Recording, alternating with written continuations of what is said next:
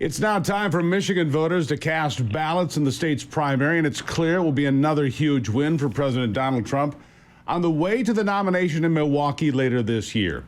Joining me now is the 45th President of the United States, Donald Trump himself. Sir, thank you for being here. Thank you very much, Steve. My honor. Sir, let's start with the border and the one story everyone in America is talking about, and I mean everyone. Laken Riley, murdered in broad daylight on the campus of the University of Georgia by an illegal alien who came in, as you know, in 2022, was later arrested in New York City and then unleashed to murder a promising young nursing student. It's heartbreaking to say the least because it didn't have to happen, and I dare say, sir, would not have happened if you were still in the White House. What do you say? Yep. Wouldn't have been here. He wouldn't have gotten in. We had the strongest border in history, the history of our country. And what you look at that beautiful young girl working, I mean, the future she had, and really, you know, fantastic help to society, what she wanted to do. I saw some of her relatives. I saw some of her friends talking about her. She was like just a perfect person. And to see her her life just extinguished like that by this animal is a disgrace. Would not have been here. There's a theory that he was in the United States and we threw him out. And then he waited till we got out, and then he came in through these open borders. But it's a sad, very sad situation for our country. Well, it's terrible. Now, I understand you're going to the border on Thursday. I spent most of last week down in McAllen, Hidalgo, Mission, Texas, looking at it for myself. And it actually looks like Joe Biden's chasing you to the border on Thursday. What do you say about that? Well, that's what he is. He's a chaser. He didn't chase us too much when we went to that beautiful place in Ohio, where he went there last week, where he was Palestine. He was not too good there. He was not too well received, but he was at least there. I mean, he was a year late. Here he's going to be there for a couple of hours after us. He spent 3 years not going to the border, plus 3 years plus, and now I'm going, and I'm going down with a great crew of people, and we're going to have some interesting sights. Nothing very pretty to see. It's a disaster. It's the worst border we've ever had. So now he's coming down because I'm going down, and it's so obvious. It's just so crazy the way they're running things. There's no reason for him to do it now. He's really missed his opportunity. It's about 3 years plus, and he should have been doing it numerous times, not just once. Well, they've totally blown it. The number of illegals coming across, and I know you look at this, it's 8 times higher than when you left office, 8 times. And so you look at a death like Laken Riley, and you go, how many bodies do there have to be? How many fentanyl deaths do there have to be? How many drunk drivers have to hit a family of Americans and kill them before, you know, we had 150 Democrats vote against throwing out drunk drivers that are here illegally. It's reprehensible on every front. It's just inconceivable that somebody can sit back and say open borders with the whole world pouring in, and they're coming from, as you know, and I say it a lot, they're coming from prisons and jails. There's a slight difference, as you know, but they're coming from prisons and jails. They're coming from mental institutions and insane asylums, which is the big stuff. They're emptying out their insane asylums and their mental institutions, and they're coming in as terrorists. This is a problem. They're destroying our country. They're destroying the guts of our country. It's not even believable that somebody could want to do it. And he doesn't know he's alive. He can't put 2 sentences together. And between that and wars all over the place, look, Ukraine would have never happened. You know that. Israel would have never happened. It would never have attacked. Iran was broke. I said anybody doing business, meaning oil business mostly, because that's where they make their money, a lot of money. Now they have $242 billion. 3 years ago, they had nothing. They were broke. They had no money for Hamas. They had no money at all. They had no money for Hezbollah. They had no money for anything. They were broke. They would have made a deal with me within 1 week after the election if the election weren't rigged. It would have been a done deal. We would have had a deal. It would have been such a good deal. And a big part of that deal is no nuclear weapons. You know, It's not. You don't have to be a rocket scientist. You can't let them have nuclear weapons.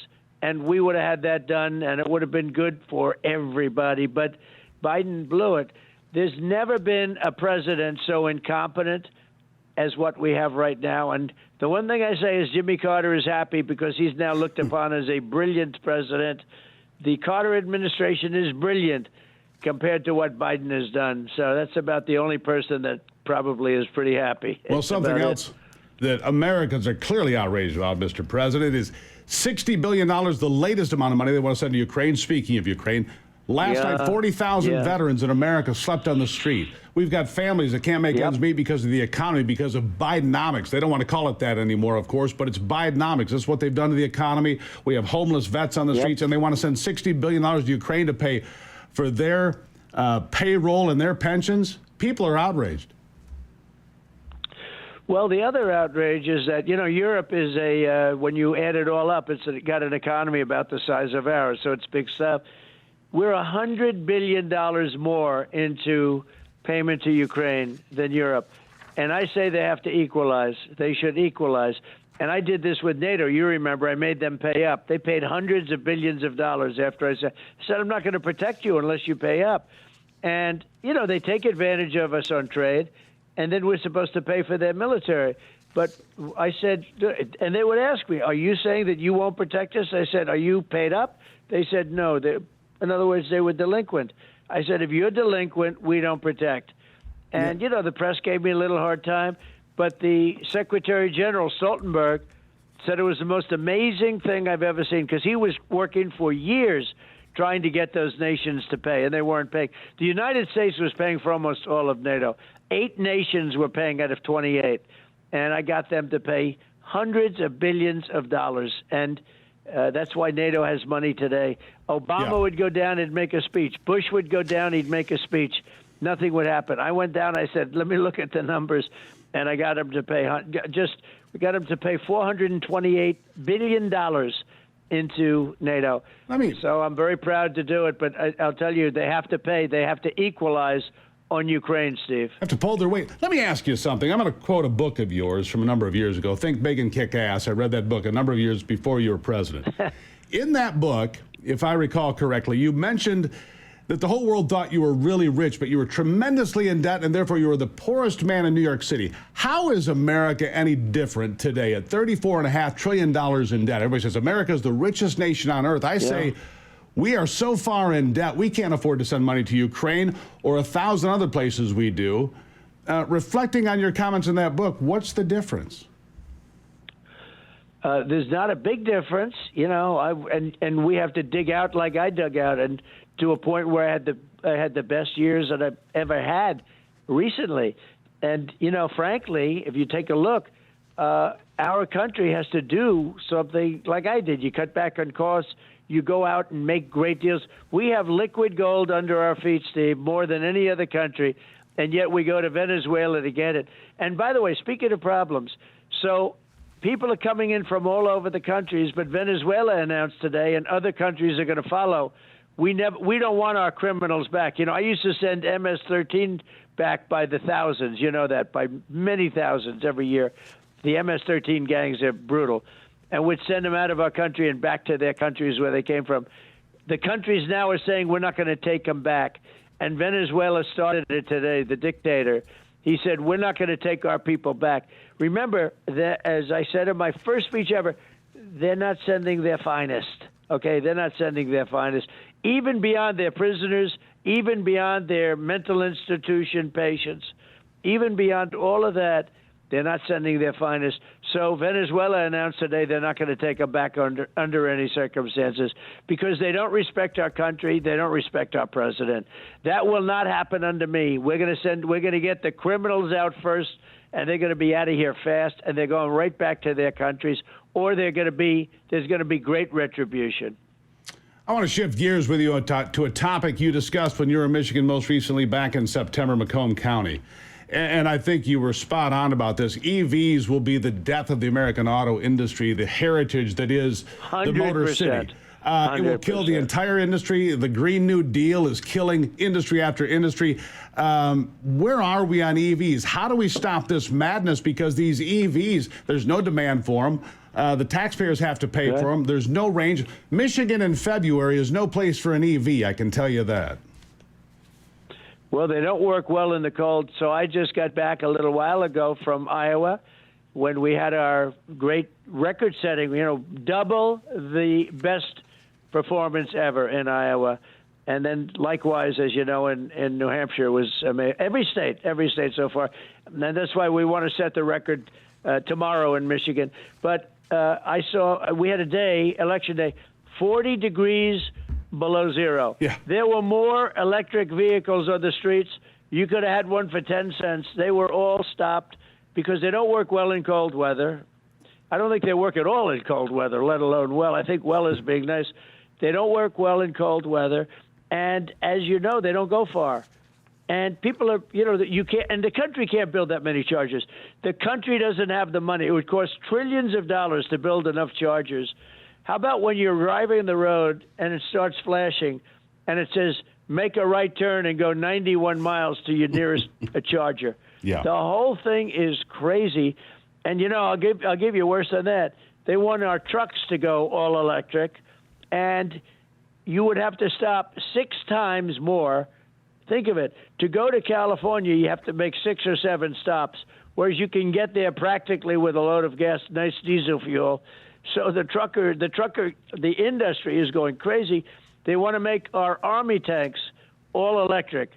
And I always say so that when we obliterate the enemy, we do it in a nice, clean air form of, we give it a nice, clean air form of protection, environmental protection.